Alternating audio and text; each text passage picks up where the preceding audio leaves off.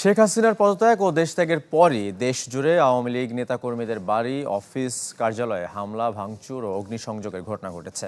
ক্রীড়াঙ্গনের সাথে সম্পৃক্তদের বাড়িও তা থেকে মুক্তি পায়নি। মাশরাফি বিন মুর্তজা থেকে সালাম মুর্শিদি, নাজমুল হাসান পাপনের বাড়ি জ্বালিয়ে দিয়েছে দুষ্কৃতিকারীরা। বিজলি কেবলস যে কোনো স্থাপনার বৈদ্যুতিক সংযোগকে রাখে নিরাপদ। বিজলি কেবলস, নিরাপদ আজীবন।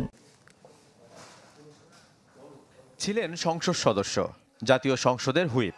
সরকার পতনের সাথে সাথে রোষের শিকার বাংলাদেশের সাবেক অধিনায়ক। নড়াইলে তার বাড়িতে আগুন দিয়েছে দুর্বৃত্তকারীরা। তার উপর আন্দোলনকারীদের ক্ষোভ ছিল আগে থেকেই। কোটা সংস্কার আন্দোলনের পুরোটা সময় নিশ্চুপ ছিলেন তারুণ্যের আইকন মাশরাফি।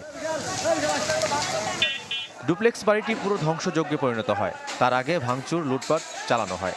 আগুনে পুড়িয়ে দেওয়া হয় নড়াইল জেলা আওয়ামী লীগের কার্যালয়ও। প্রতিবেশী জেলা মাগুরায় সাকিব আল হাসানের বাড়িতে অবশ্য হামলা হয়নি, তবে জেলা আওয়ামী লীগের কার্যালয় পুড়িয়ে দেয় দুষ্কৃতিকারীরা। কিশোরগঞ্জের ভৈরবে ক্রীড়ামন্ত্রী ও বিসিবি সভাপতি নাজমুল হাসানের বাড়িও আগুনের লেলিহান শিখায় জ্বলে পুড়ে ছারখার হয়েছে।